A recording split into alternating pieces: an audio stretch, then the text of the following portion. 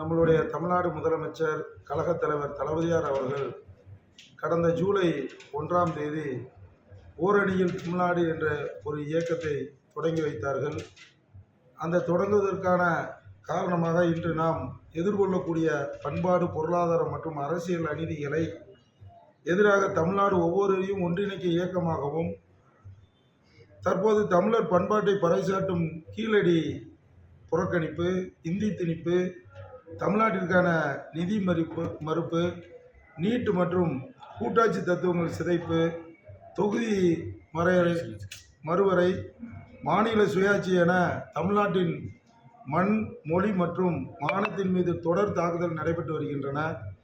இவற்றையெல்லாம் எதிர்த்து தமிழ்நாட்டு மக்களை ஒன்றிணைக்கும் வகையில் தொடங்கப்பட்டதுதான் ஓரணியில் தமிழ்நாடு என முன்னெடுப்பு. இந்த ஓரணியில் தமிழ்நாடு முன்னெடுப்பு 70 நாட்களில் சுமார் ஒரு 7 லட்சம் இயக்க தோழர்கள் ஒரு 68,000 பூத்துகளில் வீடு வீடாக சென்று குடும்பத்தினரிடையில் இந்த இயக்கத்தில் இணைய வேண்டும் என கேட்டுக்கொள்ள இணங்க 1 கோடி குடும்பங்கள் ஓரணியில் தமிழ்நாடு இணைந்திருக்கிறார்கள். அதுவும் குறிப்பாக நமது மாவட்டம் தென்காசி வடக்கு மாவட்டத்தில் சங்கரங்கோயில் வாசநல்லூர் தொகுதியில் மட்டும் 2,10,000 உறுப்பினர்களாக அந்த இயக்கத்தில் தன்னை இணைத்து கொண்டிருக்கிறார்கள். இதையெல்லாம் நம்மளுடைய மண்மொழி மானம் காக்க அணி திரண்டுள்ளார்கள். இதை அடுத்த முன்னெடுப்பாக நாளை நெசவாளர் குடும்பத்தில் பிறந்து இந்த இயக்கத்தை தோற்றுவித்து நாட்டிற்கு தமிழ் பெயர் சூட்ட மட்டுமல்லாமல் இருமுகை தந்த பேரு அண்ணா அவர்களின் பிறந்த நாள் இந்த ஓரணியில் தமிழ்நாடு என்ற இயக்கம் தொடர்ந்து செயல்பட்டுகிறது என்பதை மக்களிடத்தில் கொண்டு சேர்ப்பதற்காகத்தான் இந்த செய்தியாளர் சந்திப்பு. சிஎம் ப்ரோக்ராம் நெக்ஸ்ட் மந்த் இருக்க மாதிரி சொல்லியிருக்காங்க. இந்த மாதம் மற்ற மாவட்டங்களில் கொடுத்துருக்கனால அடுத்த மாதம் உறுதியாக இருக்கும். நலத்திட்டங்கள் எல்லாத்தையுமே நம்மளுடைய பொறுப்பு அமைச்சர், வருவாய்த்துறை, பேரிடர்துறை அமைச்சர் அவர்கள் இடத்தையும் தேர்வு செஞ்சுருக்கிறோம். எஸ்ஐக்கு மகளுக்கு அது அதிமுக ஆட்சியில் தான் நடந்துச்சு. அதிமுக ஆட்சியில் அது சரியாக பண்ணியிருக்கணும். அவங்க அவசரமாக திட்டங்களை மக்கள் இடத்தில் ஏமாற்ற வேண்டிய எண்ணத்தில் அவசரமாக பண்ணியிருக்காங்க. இன்றைக்கி திராவிட மாடல் ஆட்சி வந்த பிறகு அதை சரி செய்து தான் இன்றைக்கி மக்கள்கிட்ட நாங்கள் அந்த திட்டங்களை கொண்டு போய் சேர்க்கிறோம். இன்றைக்கி நீங்கள் சங்கரமொழியில் எடுத்துக்கிட்டீங்கன்னா கூட்டு குடிநீர் திட்டம் அறிவித்தது அதிமுக ஆட்சியாக இருக்கலாம். ஆனால் அதுக்கான எந்த ஒரு செயல் திட்டத்தையும் அவங்க நிறைவேற்றி கொடுக்கல. திரும்ப திராவிட மாடல் ஆட்சி வந்த பிறகு அதுக்கான வடிவமைப்பு கொடுத்து, நிதிகளை கொடுத்து, சரியான முறையில் இன்றைக்கி தண்ணியை கொண்டு வந்து கொடுத்து, இன்றைக்கி 3 நாளைக்கு ஒரு முறை, 2 நாளைக்கு ஒரு முறை நகரப்பகுதியில் தண்ணி கொடுக்கணும்னா அது திராவிட மாடல் ஆட்சிக்கு தான். கடந்த ஆட்சியாளர்கள் அறிவிப்போடு நின்றுட்டாங்க. 1 டன் அறிவிப்பு இருந்துக்கிட்டே இருந்துச்சு. அது நிறைவேற்றினாங்கன்னா இல்லை. அதான் உண்மை. ஒரு வழக்கு பயில் பண்ணாலும் அதுக்கான கால அவகாசம் கொடுத்து தானே இருக்காங்க. இவ்வளோ நாள் ஒட்டுமொத்தமாக இருக்கக்கூடிய தமிழ்நாட்டு பிரச்சனைகளோடு சேர்ந்து இந்த மனு இருந்துச்சு. இப்போ மனுவை பிரித்து நம்ம கேட்டிருக்கோம். அதனால தான் இந்த டிலே. வரக்கூடிய சட்டமன்ற தேர்தலுக்கு முன்னாடி உறுதியாக அதுக்கான ஏற்பாடு நடக்கும். அதில் எந்த ஒரு மாற்று கருத்து இல்லை.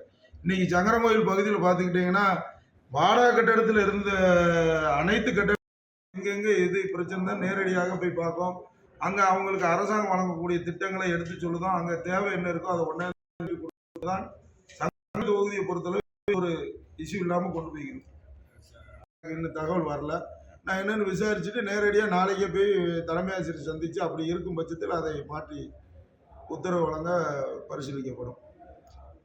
அதே போல் நம்ம கிராமப்புறங்களில் மேலநீந்தூர் ஒன்றியம், மானூர் ஒன்றியம், குருவிகுளம், சங்கரங்கோயில் இணைஞ்சு 500 கோடி ரூபா மதிப்பீட்டில் கூட்டு குடிநீர் திட்டத்துக்கான மதிப்பீடு போடப்பட்டு தயார் நிலையில் இருக்குது.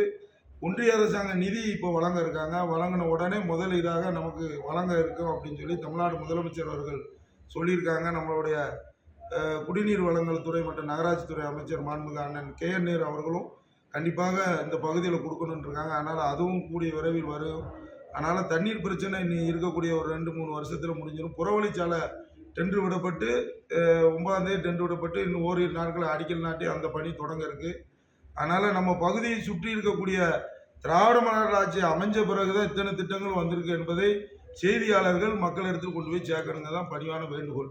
குறிப்பிட்ட பகுதிகளில் மட்டும் குடிநீர் 10 நாளைக்கு ஒருக்க. அதில் என்ன பிரச்சனைனா, முத்தமிழறிஞர் டாக்டர் கலைஞர் அவர்கள் ஆட்சி பொறுப்பில் இருக்கும்போது நம்மளுடைய சங்கரங்கோயில் பகுதிக்கு தாமிரபரணி கூட்டு குடிநீர் திட்டம் கொண்டு வந்தோம். இன்னைக்கு சராசரியா பார்த்தா 30 ஆண்டு காலம் ஆயிடுச்சு. அன்னைக்கு இருந்த சூழ்நிலையில உள்ள பைப் லைன் வந்து இன்னைக்கு ஒரு இடத்துல உடைப்பு ஏற்பட்டால் அதை சரி செய்ய வேண்டும் என்றால் எப்படினாலும் 4, 5 நாள் அதிகபட்சம் ஒரு 10 நாளைக்கு உள்ள ஏற்படுது.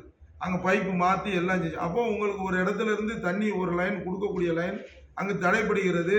அது பிறகு சரி பண்ணி அந்த லைனுக்கு கொடுக்கும்போது அடுத்த நாள் கொடுக்க வேண்டிய குடி தண்ணீர் கொடுக்கக்கூடிய இணைப்பும் அங்க கொடுக்கக்கூடிய இடமும் டிலே ஆகிடுது. இதனால தான் அந்த ஒரு பிரச்சனை இருக்கக்கூடிய ஆனால் நம்மளோட